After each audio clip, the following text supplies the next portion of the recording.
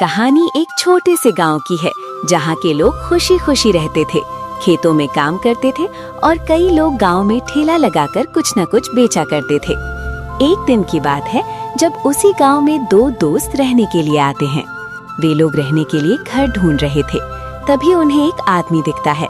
वे लोग उस आदमी से कहते हैं, भैया क्या आप इसी गांव में रहते हैं? हम इस गांव में नए आए हैं, हमें इस गांव में रहने के लिए कोई घर चाहिए। क्या आपकी पहचान में कोई है जो हमें घर दे देगा? तब तो तुम बिल्कुल सही जगह हो। मैं ही इस गांव में सबको घर देता हूँ। मैं इस गांव का सबसे अमीर आदमी हूँ। मेरे नाम पर कई ढाबे हैं, कई दुकानें हैं और कई मकान हैं। बताओ तुम्हें कितना बड़ा मकान चाहिए? सेठ जी, हमें ज्यादा बड़ा मकान नहीं चाहिए। आप हमें बस छोटा सा एक कमरे वाला कमरा दिखा दीजिए। हम दो लोग हैं, हमारा काम एक कमरे में हो जाएगा।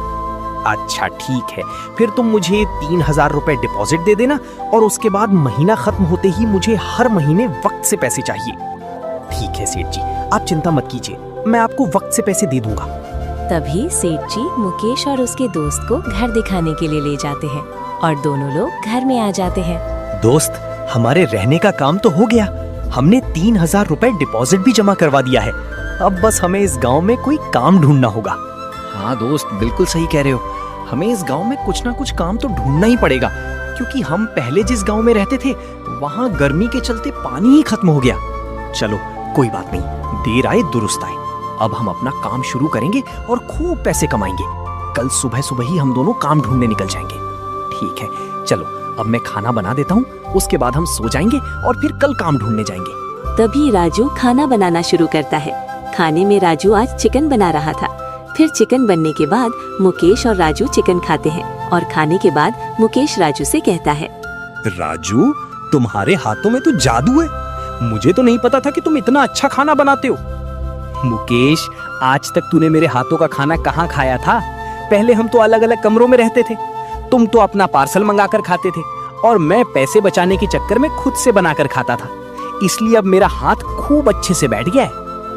ये तो बड़ी ही अच्छी बात है। पैसे भी बचा लिए और नई चीज भी सीख ली। तुम्हारा बिल्कुल सही है। तुम्हारी बीवी तो एकदम खुश होगी तुमसे। उसे अब कुछ काम भी नहीं करना पड़ेगा। तुम भी क्या बात कर रहे हो मुकेश? सारा काम मैं थोड़ी करूंगा। भला मैं घर से बाहर भी काम करूं और घर के अंदर भी काम करूं तो मैं आराम कब करूंगा? आराम हम अब करेंगे। सुबह से हम यहाँ वहाँ घूमकर इस गांव में आए हैं। अब मैं थक गया हूँ, चलो सोते हैं। तभी दोनों लोग रात होते ही सो जाते हैं। फिर अगले दिन दोनों काम की तलाश में निकल जाते हैं। तभी मुकेश चिकन के ढाबे पर आता है जहाँ लोग बैठकर खाना खा रहे थे और राजू मटन के ढाबे पर आता है जहाँ लोग बैठकर खाना खा रहे थे। तभी मुकेश चिकन वाले ढाबे पर चिकन वाले से कहता है, सुनो भैया, अगर आपको कोई दिक्कत ना हो तो क्या आप मुझे अपना ये काम सिखा सकते हैं? मैं इस गांव में नया आया हूँ और मुझे भी पैसे कमाने हैं। तुम्हें पैसे कमाने के लिए मेरा ही ढाबा मिला? तुम्हें पता नहीं क्या ये ढाबा किसका है? ये ढाबा गांव के सबसे अमीर आदमी कुरकुरे सेठ का है। फिर तो भैया आपको मुझे चिकन बनाना सिखा देना चाहिए। मैं तो कुरकुरे सेठ के यहाँ ही रहता हूँ। आप मुझे सिखा दो तो मैं भी बेचना शुरू कर दूंगा। तुम्हें क्या लगता है मेरे यहाँ कोई नौकर क्यों नहीं है? वो बस इसलिए क्योंकि कुरकुरे सेठ नहीं चाहते कि उनका कोई कंपटीशन बढ़े। और अब तुम भी चिकन बेचना शुरू कर दोगे तो घाटा तो कुरकुरे सेठ को होगा। ठीक है भैया, आप जाने दो, मैं कहीं और से कोई काम देख लेता हूँ। अगर कोई काम नहीं मिला तो चिकन ही बेचूंगा, क्योंकि मैं देख रहा हूँ कि चिकन की दुकान पर बहुत लोग आ रहे हैं। तभी ढाबे वाला अपने मन में सोचता है, इसका कुछ करना पड़ेगा, वरना सेठ मुझे नहीं छोड़ेंगे। सेठ को इसके बारे में बताता हूँ, वही देख लेंगे इसका क्या करना है। चिकन वाले ढाबे पर मुकेश को काम नहीं मिलता है तो वो चला जाता है और दूसरी तरफ राजू मटन वाले ढाबे पर पहुंचता है। आओ आओ, मेरे यहाँ आओ और मटन खाओ। एक बार खाओगे तो दोबारा यहीं आओगे। आओ भैया आओ। भैया, मैं यहाँ मटन खाने नहीं आया। मैं तो यहाँ बस ये देखने आया था कि गांव में लोगों को मटन पसंद है या नहीं। क्यों भाई, भला तुम ये देखने क्यों आ रहे थे? कोई दिक्कत होगी है क्या? या फिर मेरे ढाबे पर नजर लगाने का इरादा है तुम्हारा? अरे नहीं भैया, मैं तो इस गांव में नया आया था और काम की तलाश में था। तभी मैंने देखा कि तुम्हारा ढाबा तो खूब अच्छा चल रहा है। इसलिए मैंने सोचा कि मैं भी ऐसा ही कोई काम शुरू कर दूं, क्योंकि मुझे खाना बनाना बहुत अच्छे से आता है। कई सालों से मटन और चिकन बना रहा हूं मैं। तभी मटन वाला अपने मन में सोचने लगता है। ये आदमी जिस तरह से बोल रहा है, मुझे तो लगता है कि इसे बहुत अच्छे से मटन बनाना आता है। ऐसे तो ये मेरा धंधा बंद करवा देगा। मुझे इसका कुछ करना पड़ेगा। बेटा, इस गांव में बस कुरकुरे सेठ ही दुकान लगा सकते हैं। उनके अलावा यहाँ कोई नॉनवेज नहीं बेच सकता, तो तुम ये भूल ही जाओ। ठीक है, फिर कुरकुरे सेठ ने मुझे रहने के लिए घर दिया है, इसलिए मैं उनके लिए कुछ बुरा नहीं सोच सकता। इसलिए मैं कोई और काम देखता हूँ। इतना कहकर राजू वहाँ से चला जाता है और आगे जाकर दोनों दोस्त एक साथ मिलते हैं और आपस में बात करते हैं। क्या हुआ दोस्त, तुम्हें कुछ काम मिला या नहीं? मुझे तो यहाँ कुछ भी काम नहीं मिला। नहीं दोस्त, मैं भी ढाबे पर गया था, पर मुझे भी कोई काम नहीं मिला। हमें लगता है कोई और ही काम ढूंढना होगा, क्योंकि ढाबे वाला काम हम कर नहीं सकते। हाँ, तुम सही कह रहे हो, हम ढाबे पर काम नहीं कर सकते हैं, क्योंकि हमें सेठ ने घर दिया है और सारे ढाबे उसी सेठ के हैं। हम उस सेठ को धोखा नहीं दे सकते हैं। हाँ, तुम सही कह रहे हो, हमने जिस थाली में खाया उसी थाली में छेद नहीं करना चाहिए। चलो अभी घर चलते हैं, कल हम खेतों में काम करने के बारे में सोचेंगे। तभी दोनों अपने घर जाते हैं और घर जाकर सो जाते हैं। अगले दिन वे दोनों सुबह सुबह काम ढूंढने निकलने ही वाले थे कि तभी उनके घर पर वही सेठ आ जाता है और दोनों लोगों से कहता है। तुम दोनों से मुझे ये उम्मीद नहीं थी। तुम दोनों को मैंने रहने के लिए घर दिया, फिर भी तुम लोगों ने मेरे साथ धोखा किया। सेठ जी, ये आप क्या कह रहे हैं? हमने आपके साथ कहाँ धोखा किया? आप जरा खुलकर बताइए हमें कि क्या हुआ है। कल मुझे खबर मिली कि तुम दोनों मेरे ढाबे पर जाकर काम मांग रहे थे और उन लोगों से कह रहे थे कि तुम इस गांव में कुछ बेचना शुरू करोगे। तुम्हें तो पता है वो ढाबा मेरा था, फिर भी तुम मेरे खिलाफ जाना चाहते हो। नहीं सेठ जी, ये आप क्या कह रहे हैं? आपको थोड़ी सी गलतफहमी हुई है। हमने माना कि हम आपके ढाबे पर गए थे, पर जैसे ही हमें पता चला कि वो ढाबा आपका है, हमने वो काम करने का इरादा छोड़ दिया। नहीं, अब मैं तुम्हारी बातों पर विश्वास नहीं कर सकता। अब तुम दोनों मेरे घर से निकल जाओ। मैं तुम्हें अपने घर में और नहीं रहने दे सकता, इसलिए अभी के अभी यहाँ से निकल जाओ। इतना कहकर वो सेठ वहाँ से चला जाता है और अपने फायदे के चलते दोनों को अपने घर से निकाल देता है। तभी दोनों आपस में बात करते हैं। दोस्त, ये क्या हो गया?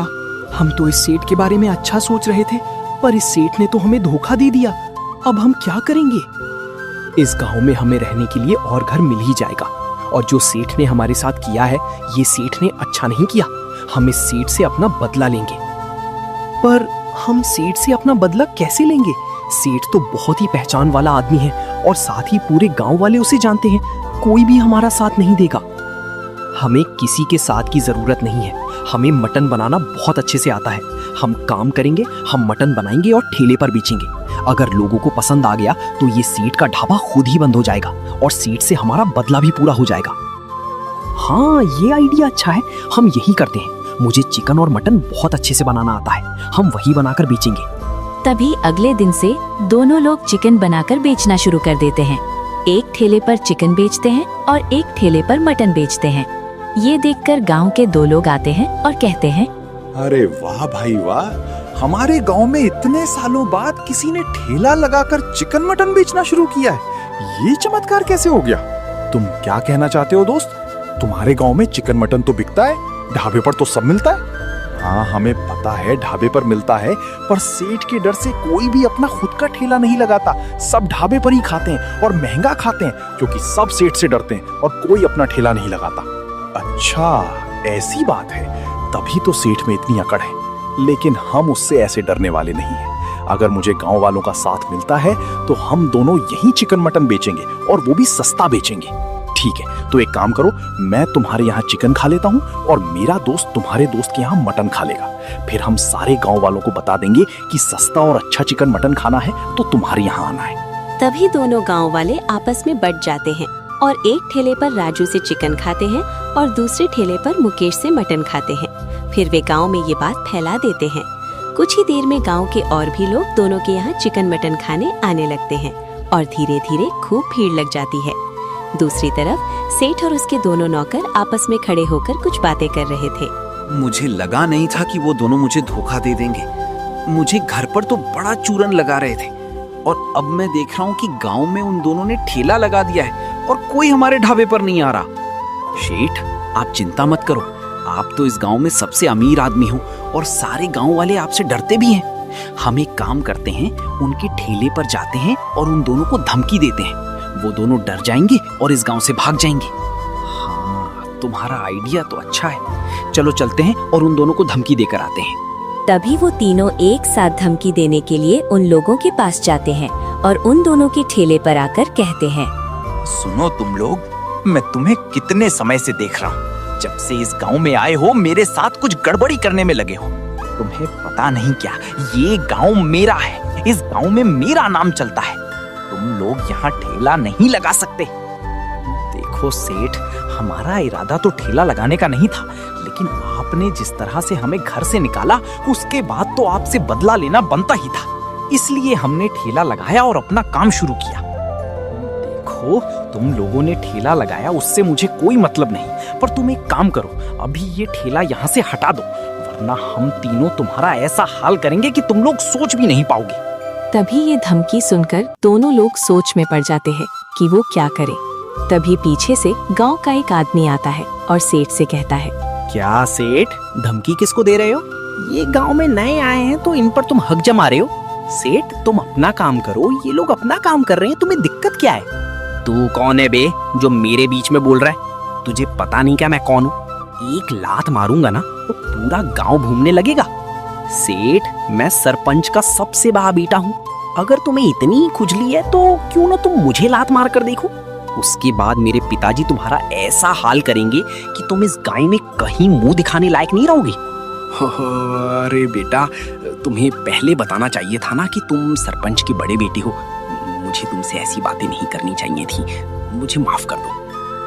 ठीक है, मैं पिताजी को तुम्हारे बारे में नहीं बताऊंगा, लेकिन मेरी बात कान खोल कर सुन लो।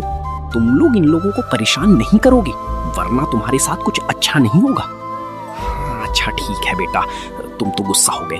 हम अभी यहाँ से जाते हैं और अब हम इन्हें परेशान नहीं करेंगे। ये अपना धंधा करेंगे, हम अपना धंधा करेंगे। तभी वो तीनों सरपंच के बेटे से और सरपंच से डरकर वहाँ से चले जाते हैं। फिर दोनों लोग सरपंच के बेटे से कहते हैं, तुम्हारा बहुत बहुत धन्यवाद बेटा कि तुमने आज हमारी मदद कर दी, वरना मुझे तो लगता है कि हम इनके डर से आज अपना ठेला बंद ही कर देते।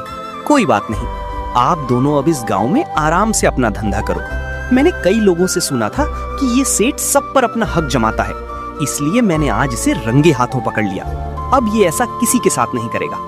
इतना कहकर वो वहाँ से चला जाता है और सारी चीजें एकदम ठीक हो जाती हैं। सेठ का ढाबा चलना बंद हो गया था और इन दोनों का ठेला चलना शुरू हो गया था। सेठ को सजा मिल गई और इन दोनों को अपना काम मिल गया।